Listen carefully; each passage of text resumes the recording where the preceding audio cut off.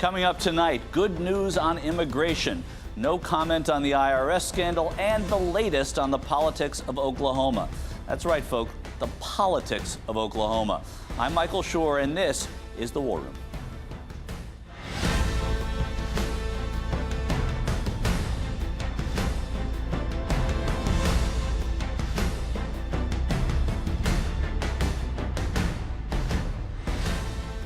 Residents of Moore, Oklahoma are still reeling from the devastating impact of that Category 5 hurricane 2 days ago.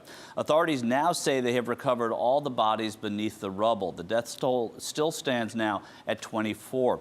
Tragically, that includes 10 children, 7 of whom were killed when their school was leveled by the mile-wide tornado. One of them was Janae Hornsby, a third grader at Plaza Towers Elementary School. Her aunt described her as always smiling. That morning, her father, Joshua, had raced from his office in Oklahoma City to pick up Janae and her little sister, Gia, before the storm hit. But there was so much traffic on the highway that by the time he got there, the school was gone. It was completely destroyed. All that was left was a pile of rubble from which first responders were pulling the surviving children. Janae was just 9 years old. It's just heartbreaking. Another school, Briarwood Elementary, was also demolished, but all the students there survived. That's because it had a so-called safe room, while Janae's school did not. Oklahoma politicians have long resisted implementing a statewide requirement that schools must have safe rooms. They've argued it's unnecessary government intrusion and have largely left it up to the school districts to decide whether to build them.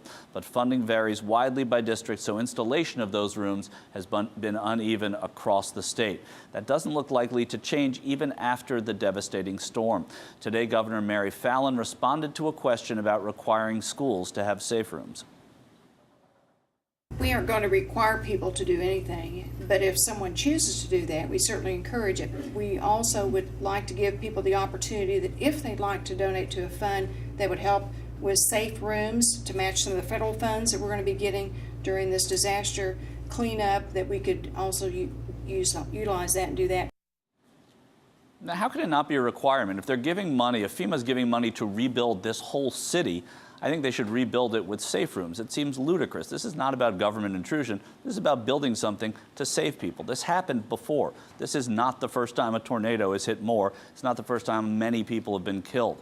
As a father, I know I should be shocked when people refuse simple steps to protect our children, whether it be from storms or guns or predators. But sadly, given the political climate of the country today, it is no longer surprising. We turn now from a real disaster to a largely manufactured one. IRS officials were in the hot seat on Capitol Hill today, testifying before the House Oversight Committee about the investigation into agents targeting conservative groups. Douglas Shulman, the former IRS commissioner, refused to admit wrongdoing or issue an apology when he testified in the Senate yesterday.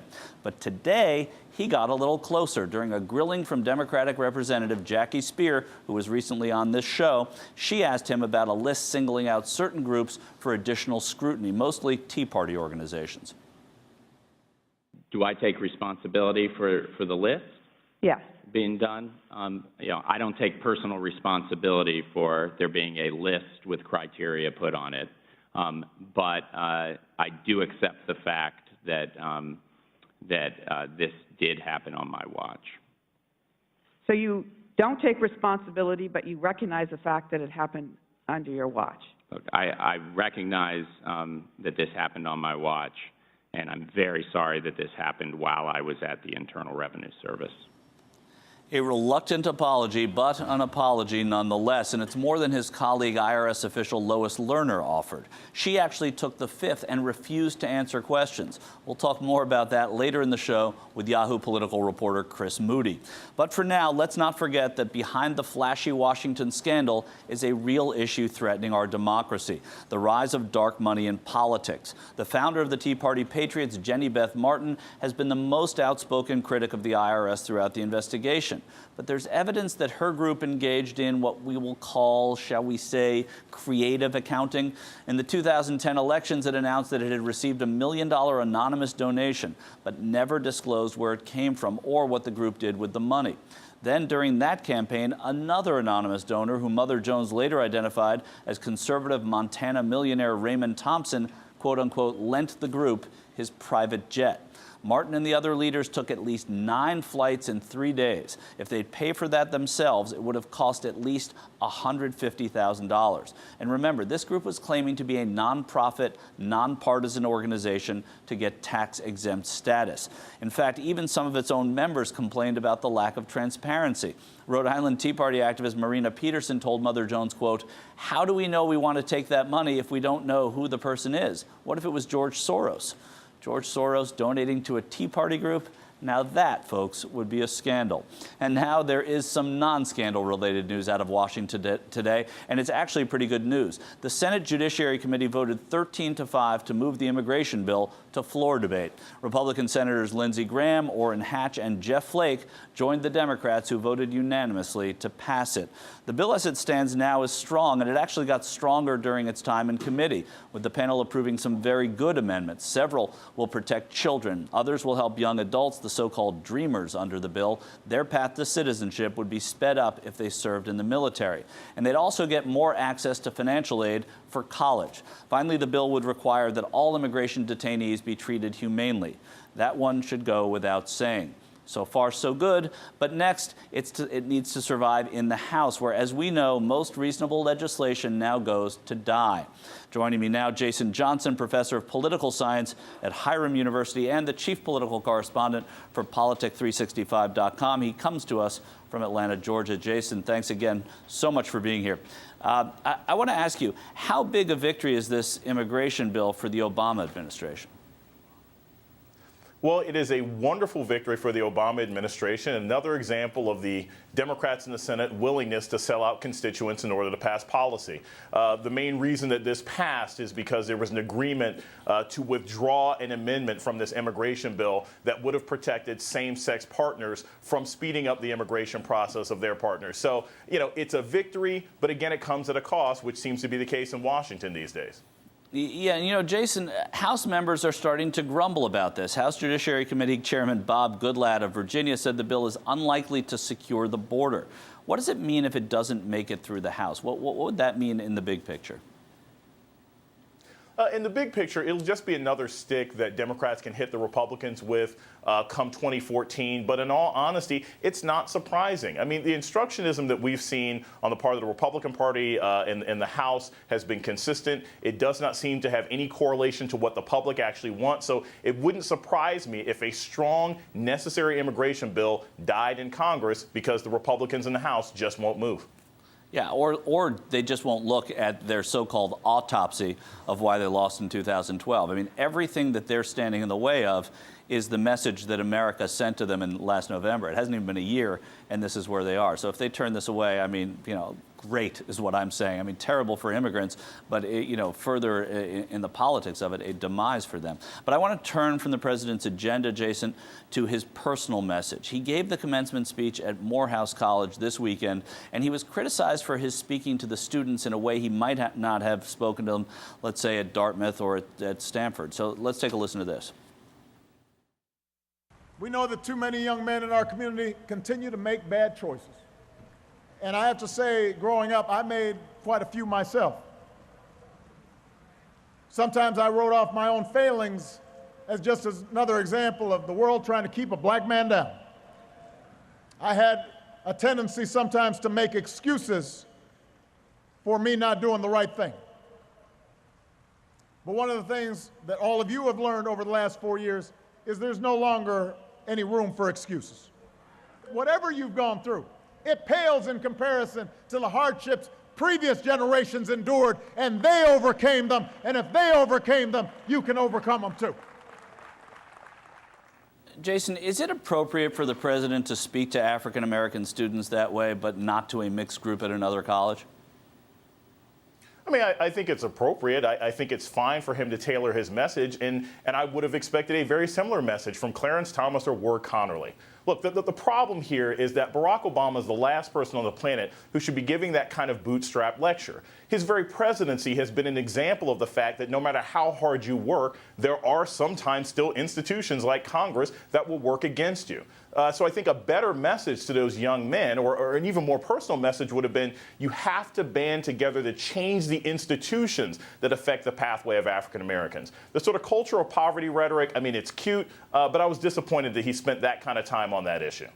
Yeah, but I'm going to take a little bit of a challenge to what you're saying. I mean, he is the president of the United States. He's the living embodiment of what no president has ever been able to say to the Morehouse graduating class. So to that end, I think that, and you said it, I mean, you tailor your messages. If he's speaking to oil and gas people, he's not going to say the same thing to them as he's going to say to, to people in the wine business, for example. I mean, so you do tailor your message when you speak to these people. So isn't it actually his responsibility to say, look at me, I'm the president of the United States, you can do anything, people have had a harder time before you, and there you go.